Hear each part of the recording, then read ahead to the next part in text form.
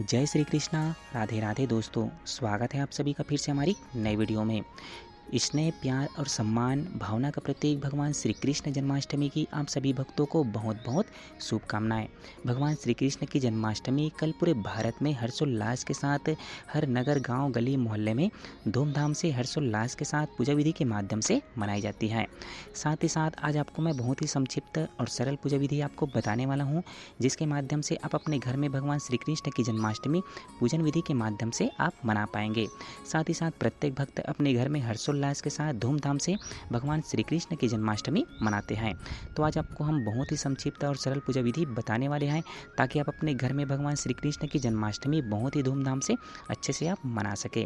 तो दोस्तों, यदि आप भगवान श्री कृष्ण के लिए आप जन्माष्टमी के दिन व्रत रखते हैं, तो जिस दिन आप व्रत रखेंगे, अर्थात कल भगवान श्री कृष्ण की जन्माष्टमी मनाई जाने वाली है, तो आप कल व्रत रखेंगे तो सुबह जल्द से जल्द स्नान ध्यान करने के पश्चात आप अपने घर पे जिस भी स्थान पे, यदि आपके घर में लड्डू गोपाल है या तो फिर भगवान कृष्ण की मूर्ति आपके है, तो जहाँ पास भी भगवान स्थापित रहते हैं, तो वहाँ से भगवान को आप निकाल करके उस जगह को अच्छे से आप जल का भी सिंचन करके भगवान का पवित्रीकरण करेंगे। साथ ही साथ भगवान को अच्छे से गंगा जल, दूध, दही के माध्यम से उनको अच्छे से स्नान कराएंगे। साथ ही साथ भगवान को भोग लगाने के लिए आप माखन मिश्री की व्यवस्था कर लेंगे। साथ ही साथ अन्य जो भी वस्तु आप भगवान को अर्पित करना चाहते हैं, तो उनके लिए पहले से ही आप व्यवस्था करके रख लेंगे।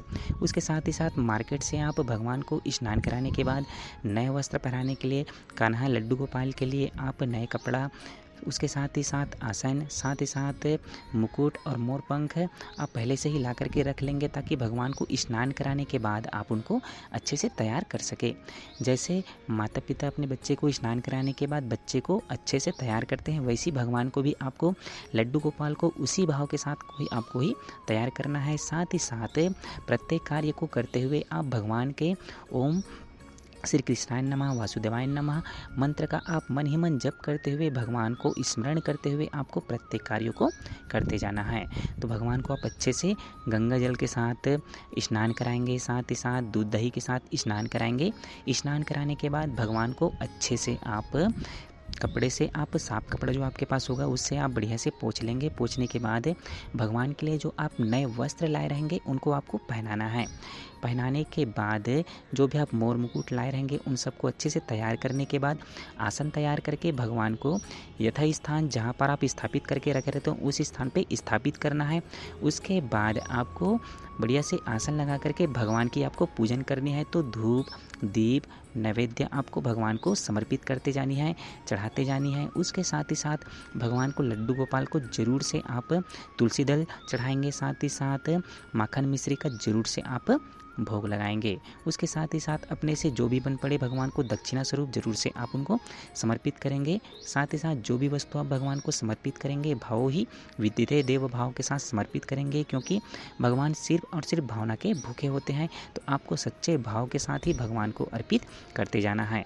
साथ ही ध्यान रखेंगे कि जिस जल के माध्यम से आप भगवान को स्नान कराए हैं, उस जल को आपको हर गली, घर के हर कोने कोने में आपको छिड़काव करना है, क्योंकि उस जल में भगवान की आशीर्वाद छुपी हुई, पॉजिटिव एनर्जी हमेशा बनी रहे। साथ ही साथ भगवान की कृपा सदैव बनी रहे, घर परिवार में यश कीर्ति सदैव बनी रहे।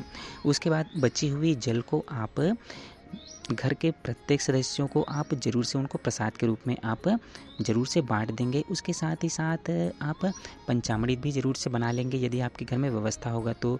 दूध, दही, घी, उसके साथ ही साथ शक्कर, साथ ही उसमें शहद, तुलसी दल, ये सब मिला करके आप पंचामृत बना करके भगवान को भोग लगा लेंगे। भोग लगाने के पश्चात आप आरती करने के पश्चात आप भगवान का प्रसाद को आप प्रत्येक घर के जितने भी सदस्य रहेंगे उन सभी को आपको समर्पित करनी है।